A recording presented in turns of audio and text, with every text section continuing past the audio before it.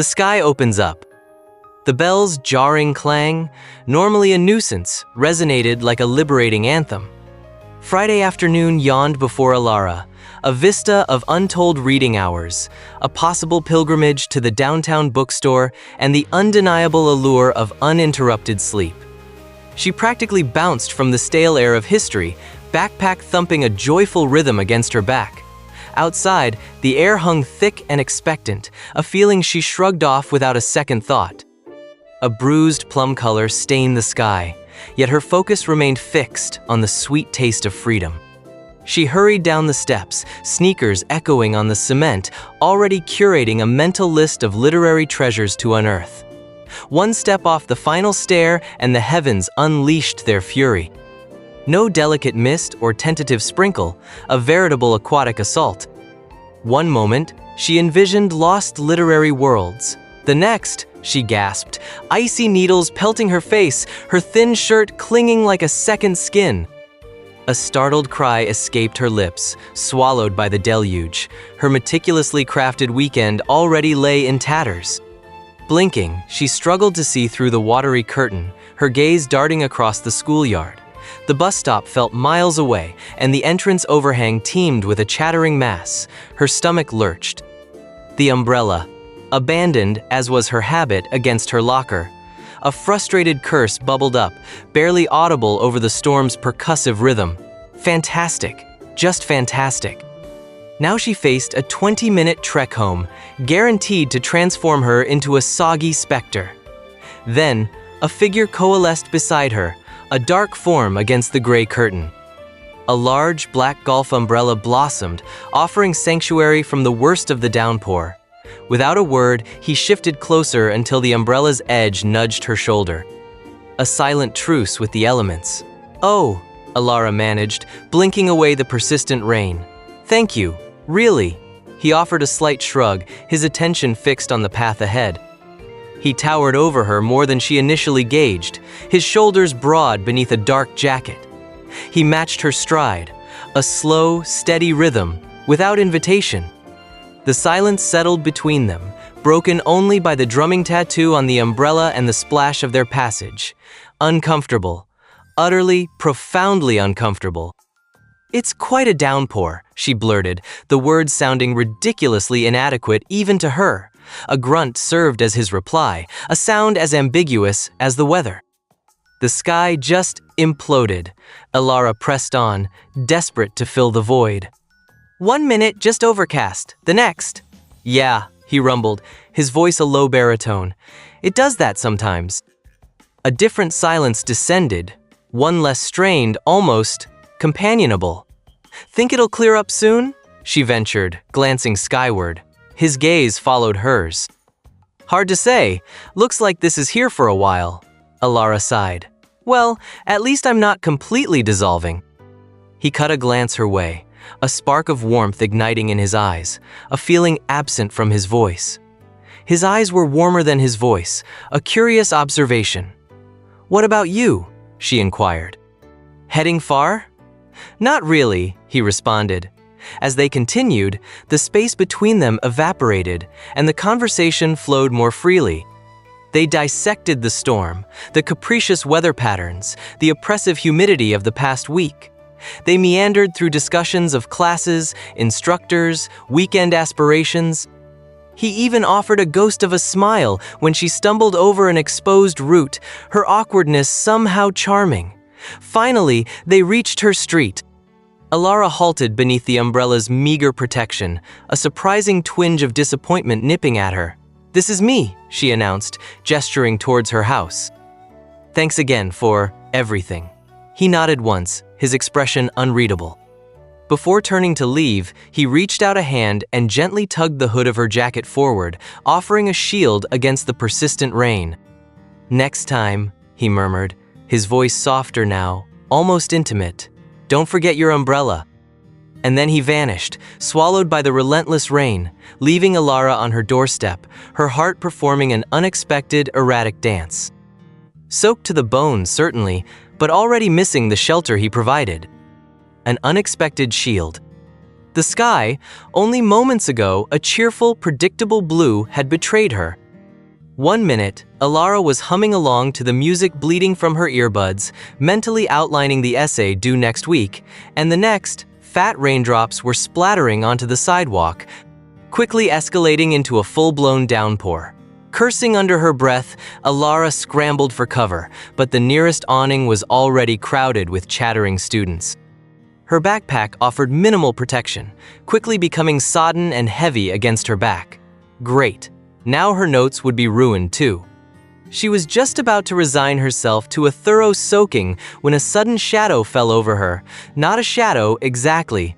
An umbrella. A large black umbrella held firmly above her head. Alara blinked, tilting her head back to see who her unexpected benefactor was. It took a moment to register as the rain hammered against the nylon canopy above, but then she recognized him, Alex Chen.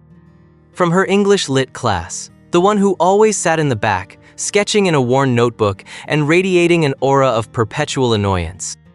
He didn't look particularly thrilled to be rescuing her, his brow furrowed slightly as he stared straight ahead.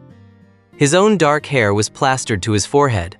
"Oh," Alara stammered, feeling a blush creep up her neck. Thanks. I completely forgot my umbrella." Alex just shrugged, the movement barely perceptible. "Yeah, well." The silence stretched, thick and awkward, punctuated only by the drumming rain. Alara fidgeted, tucking a stray strand of hair behind her ear. "So," she began, searching for something, anything to say. "Crazy weather, huh?" Another shrug. "It's Seattle." He wasn't wrong, but the conversation wasn't exactly flowing. They walked in silence for another block, the umbrella a shared island in a sea of gray. Alara risked a glance at Alex's profile. He had strong features, a determined jawline, and surprisingly long eyelashes. He looked intense. "What were you listening to?"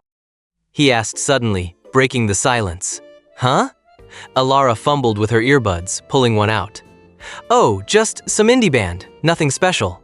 "Which one?" She hesitated. "They're called Starlight Thieves. You probably haven't heard of them." A ghost of a smile flickered across his lips. "Actually, I have. Their earlier stuff is better though, before they went all synthy." Alara's eyes widened.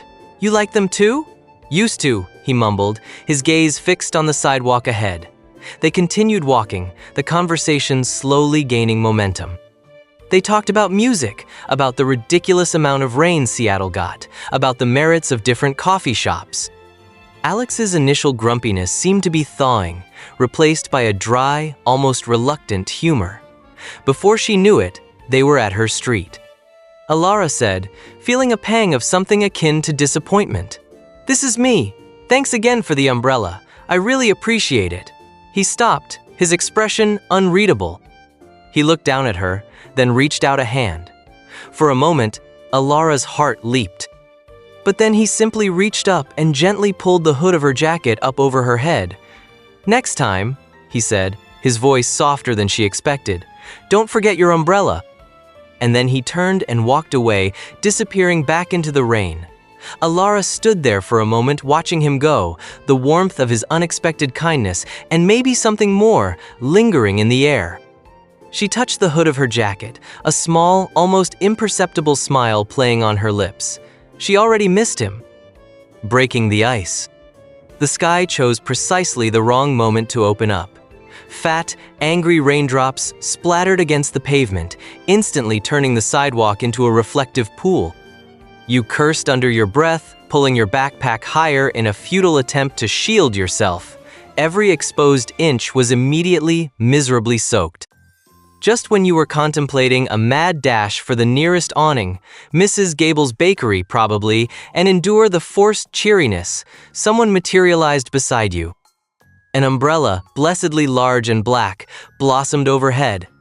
You looked up to see Alex Chen, his brow furrowed against... What, exactly? The rain? You? "Thanks," you blurted, feeling the cold water already seeping through your socks. He just grunted, a sound that could have been agreement or annoyance. He didn't look at you, just kept his gaze fixed on the path ahead, the umbrella held firmly. The silence stretched, thick and uncomfortable, punctuated only by the drumming rain.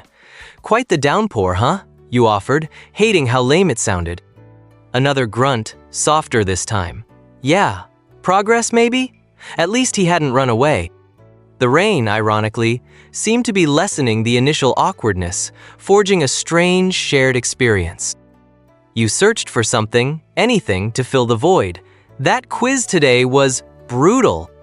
Tell me about it, he finally said, his voice surprisingly gentle. What was that question even asking? Relief flooded you. A common enemy.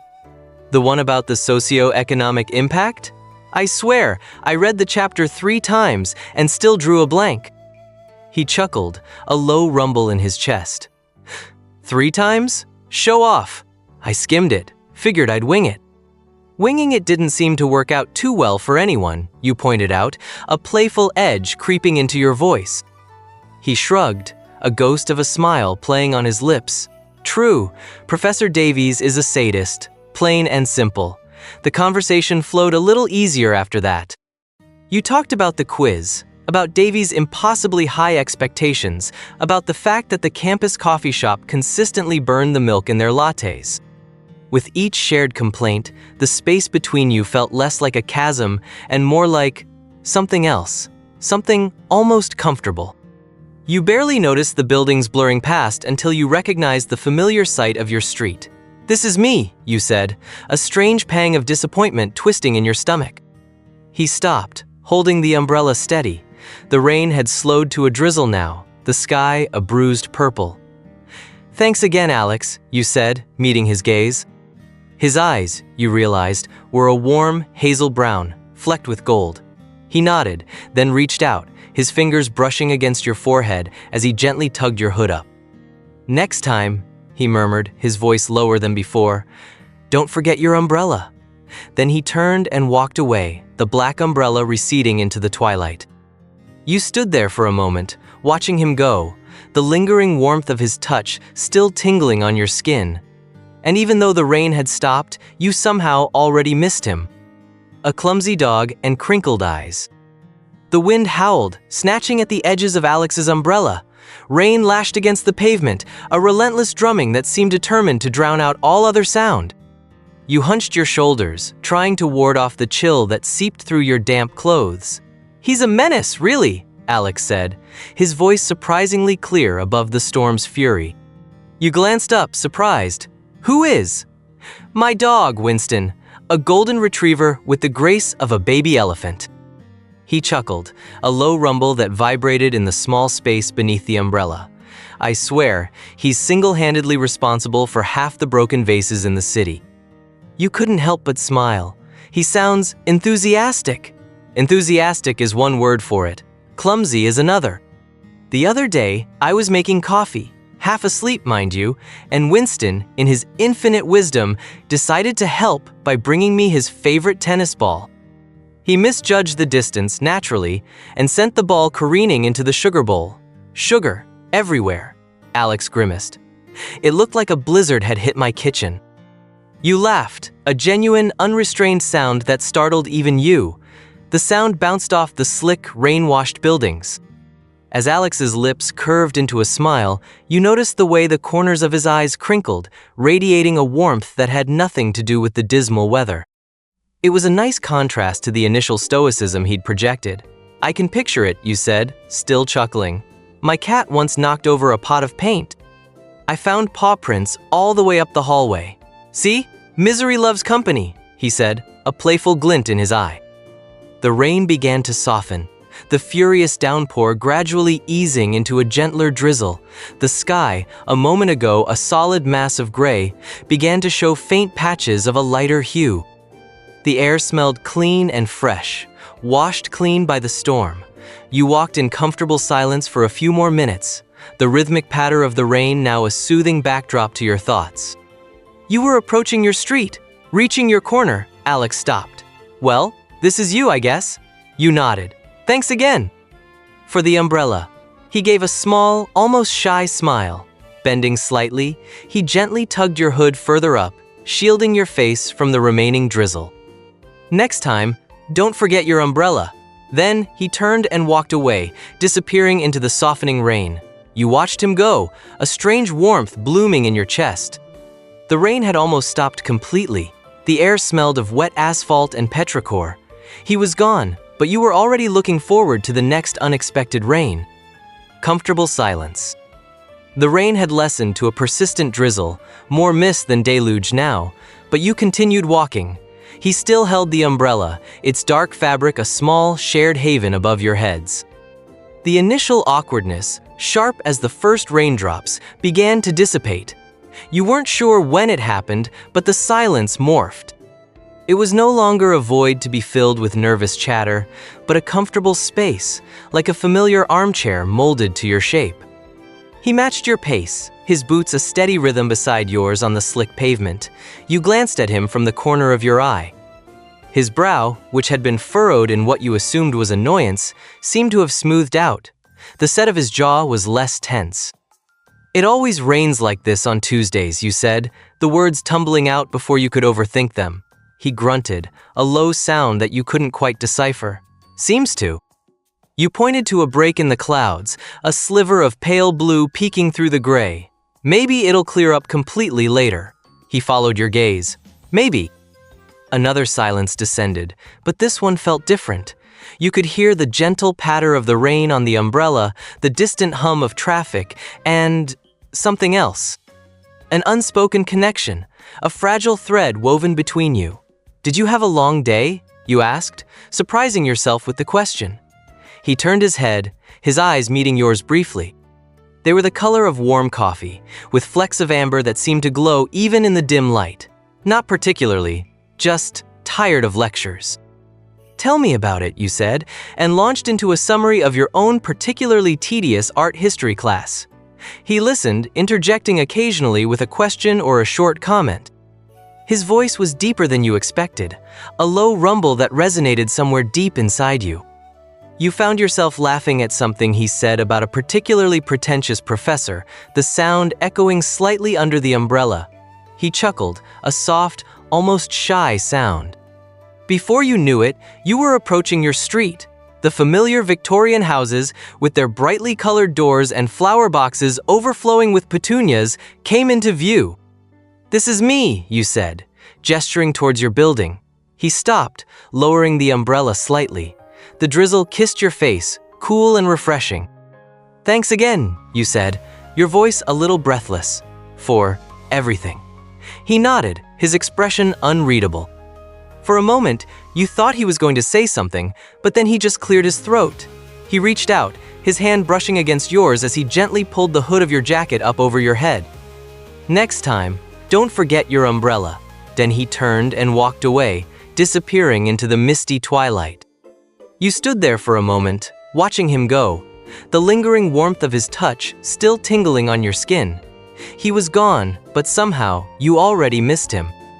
The rain seemed a little colder now, the silence a little emptier. Favorite books and fluttering hearts. The rain was relentless, a drumming rhythm on the already soaked pavement. Alara cursed under her breath, clutching her textbooks tighter to her chest, a futile attempt to shield them from the downpour. Just my luck, she thought, to forget her umbrella on the one day the sky decided to open up. She scrambled towards the meager shelter of a bus stop, already occupied by a gaggle of teenagers glued to their phones. Suddenly, a shadow fell over her. Not the bus stop's awning, but a welcome darkness nonetheless.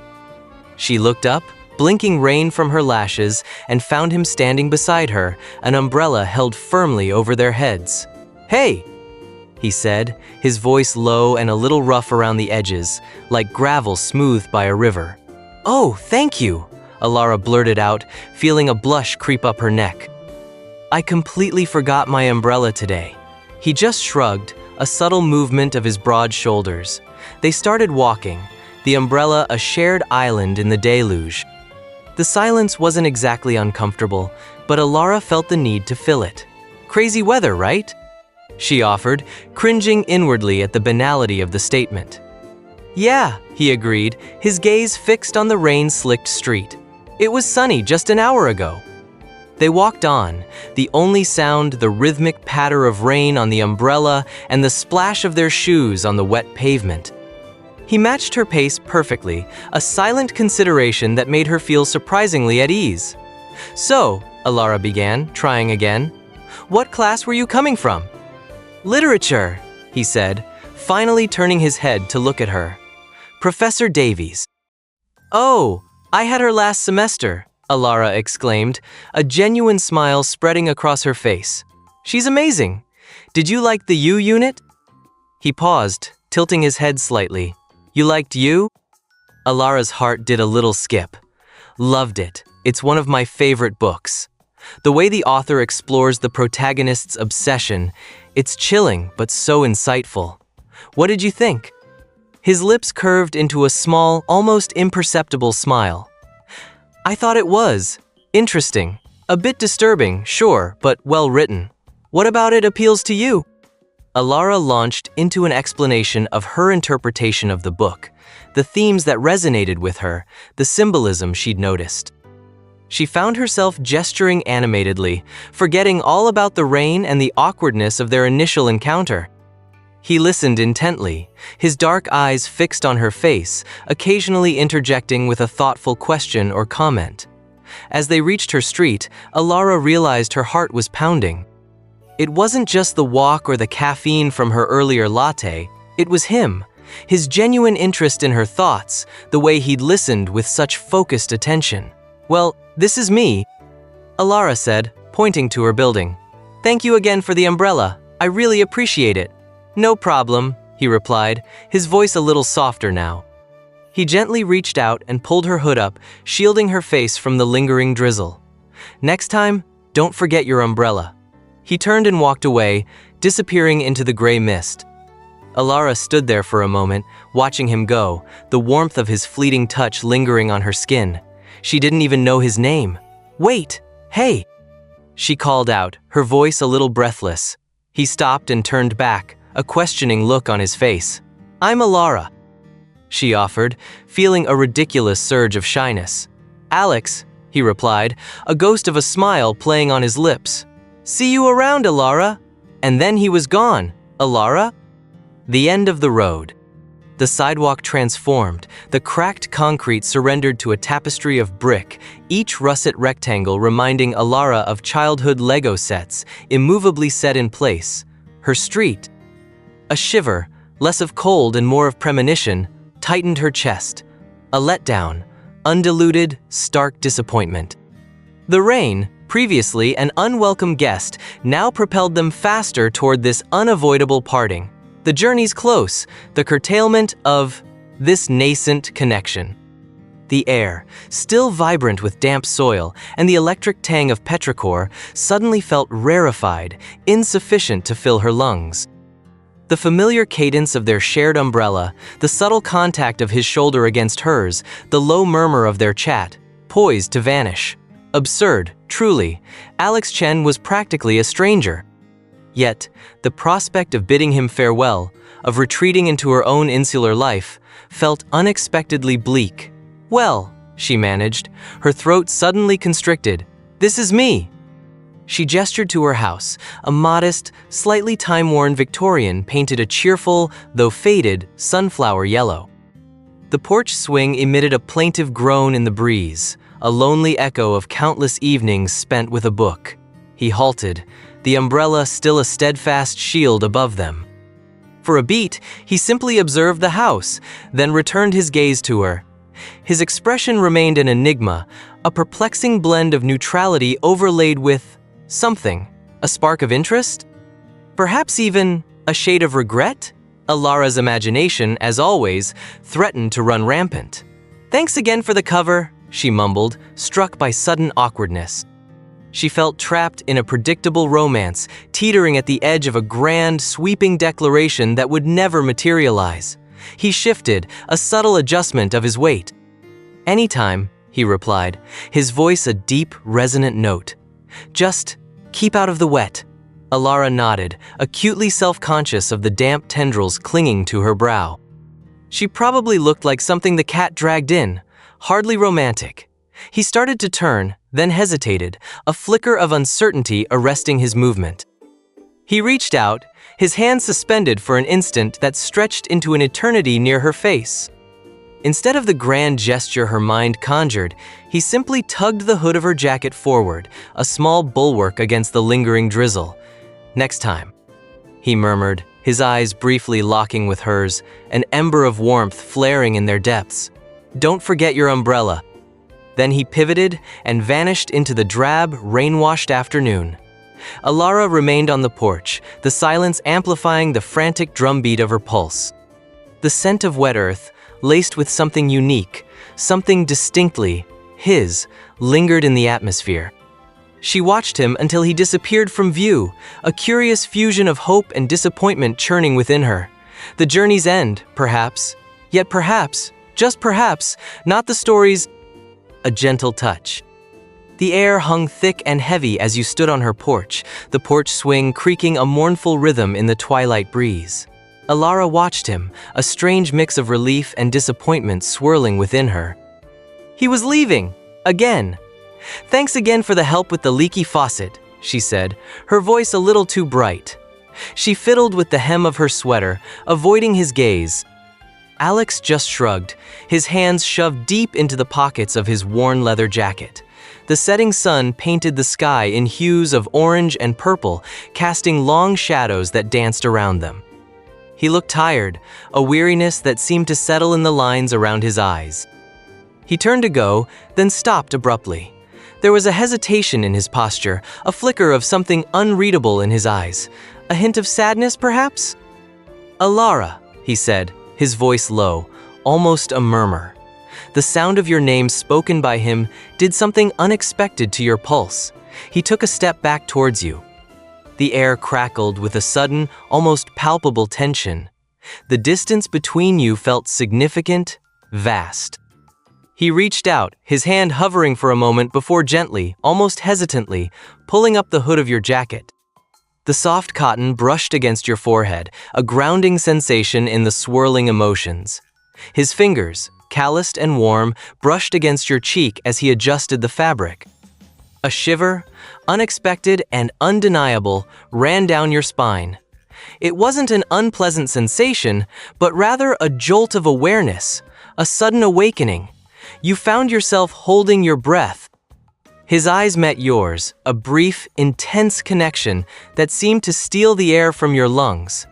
He looked away just as quickly, a faint blush rising on his cheeks. The moment stretched, taut, and fragile. "Just gonna get colder later," he mumbled, his gaze fixed on the ground. He turned again, this time without hesitation, and walked away. You watched him go, his figure silhouetted against the fading light. The scent of his cologne, a subtle blend of sandalwood and something indefinably him, lingered in the air. You raised a hand to your cheek, the spot where his fingers had brushed. The warmth still lingered there, a phantom touch that sent another shiver through you. You pulled the hood tighter around your head, a small shield against the cooling air and the sudden vulnerability you felt. The porch swing creaked again, the sound now less mournful, more like a gentle question. He was gone, but somehow the air felt different, charged, anticipatory. You couldn't shake the feeling that this wasn't the end, just the beginning. Next time, an umbrella. The scent of petrichor clung to her, mingled now with something else, something subtly woodsy and warm that definitely wasn't coming from her rain-soaked textbooks. Alex. She inhaled deeply, willing the aroma to linger longer. He had paused at the edge of the porch steps, the streetlights haloing the dark hair plastered to his forehead. The rain had eased to a misty drizzle, painting the world in shimmering grays.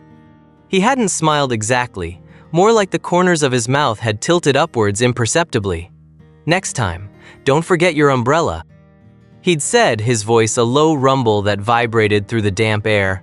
It wasn't a question, not quite an admonishment, but something softer, edged with amusement.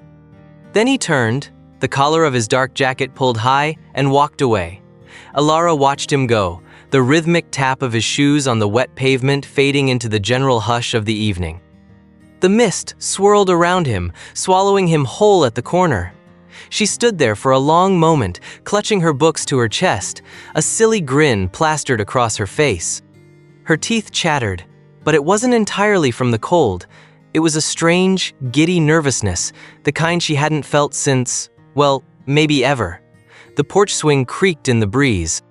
She should go inside, get out of these wet clothes, make some tea, study even. But the thought of retreating indoors felt suffocating all of a sudden.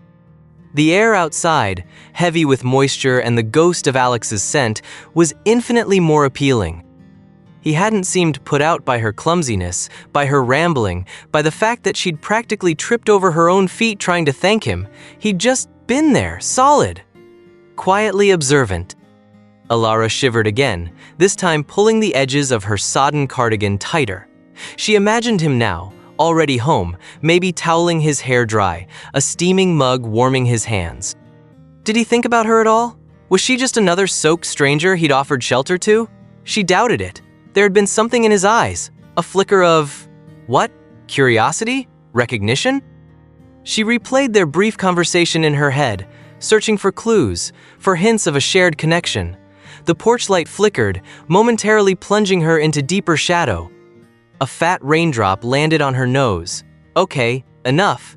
She finally conceded to the elements and stepped back inside, kicking off her squelching shoes by the door.